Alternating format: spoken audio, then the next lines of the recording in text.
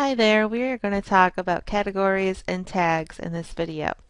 So both of these things help you organize your content, your blog posts, and they also help your readers navigate to the topics that they are most interested in. So if we take a look at the blog right now, you can see that we have lots of different posts here. So let's just click on one. And if you scroll down here, we can see that it's filed under, so that's the category, and it's tagged with a few different things.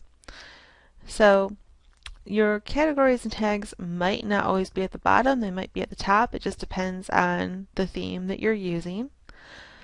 So let's say that we really enjoyed this post and we want to read other things in this category. So we can click on that as the reader, and we can see that there's other posts in this category.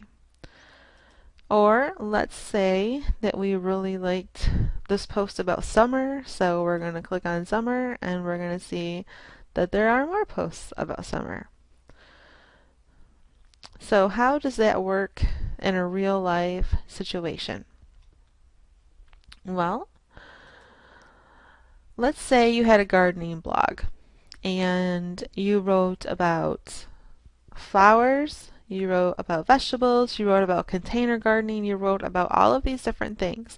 So you could create those as categories.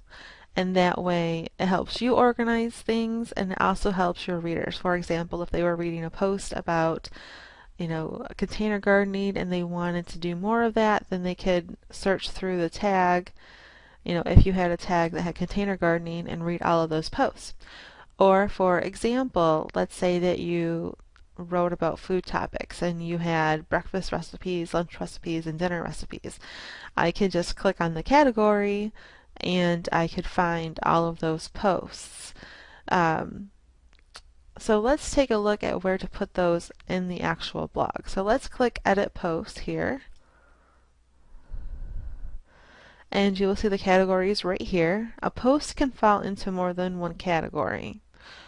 For example, if you, going back to the food blog example, let's say a Monte Cristo sandwich. That could be breakfast or it could be lunch. It's a brunch item. So it could be in both categories. Now let's say you had an omelet recipe that had bacon in it, but you also had a lunch recipe, a BLT sandwich, that had bacon in it. So you could tag both of those recipes with bacon. So if somebody really liked bacon and they were on your blog and they wanted to read everything about bacon, they could click on that tag.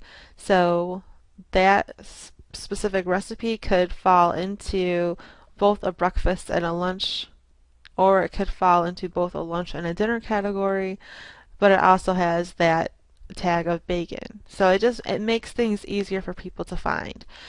So you can set up your categories here, and then you can set up your tags here.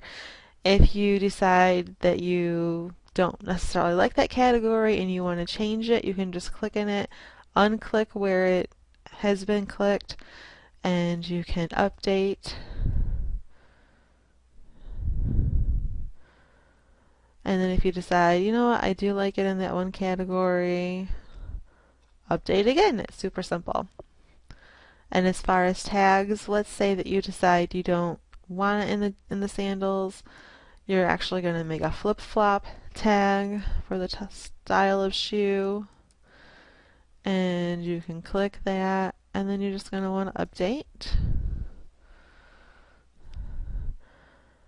And like I said, this is just for navigation. Once we actually create our navigation menu, our navigation bar, which is going to be the next video, I'm going to show you how to set up links so that people can easily find, different categories and tags. And if we come over here onto the menu, you will see that there are categories and tags listed. So let's click on the categories and just take a look at that. So here are the categories that we have. If you decide that you don't like one of them, you can use this to delete that category if you want to delete all those categories. We don't want to delete all of our categories, of course. This will tell you how many blog posts are in that category. So, this will help you decide if you should delete a category, if you're just not posting in that category. This will help you over here create new categories. You could add them, on. We'll go back over here. We can add categories right on the same screen that we write the blog post. You can add a new category, but you can also do it from the category menu. It just helps you. It just is a bigger screen, and like I said, it will tell you exactly how many posts are in each category. It allows you to delete categories. You can also have a parent category.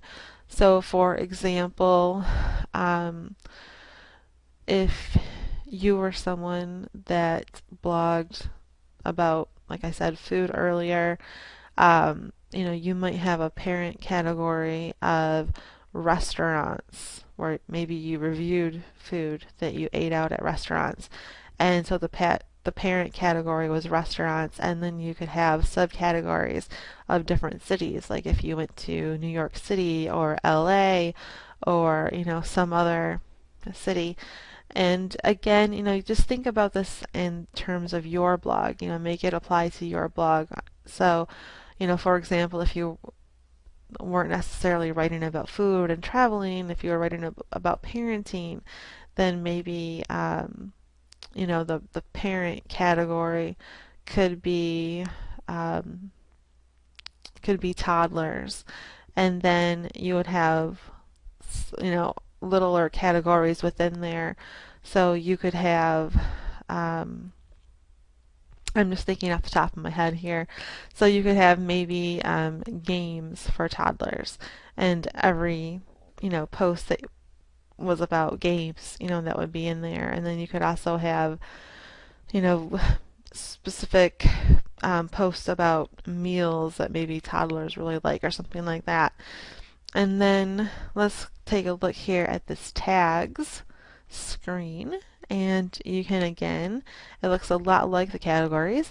You could see here how many times you're using the tag, so you can decide if that's something you really need or not. If you are looking and you just are not posting with that tag, then you can choose to delete it. You can do it individually, just like all of the other screens I've shown you. Just highlight, put your mouse in that little section, and that menu will jump up. You can also use the bulk action menu, and you can come over here and you could add your tags as well. The slug is just right here, like a little descriptor. And you have a little area here where you can have a bigger description. So that is categories and tags. And so the next video will be creating your navigation, and we will definitely be using categories and tags in that video.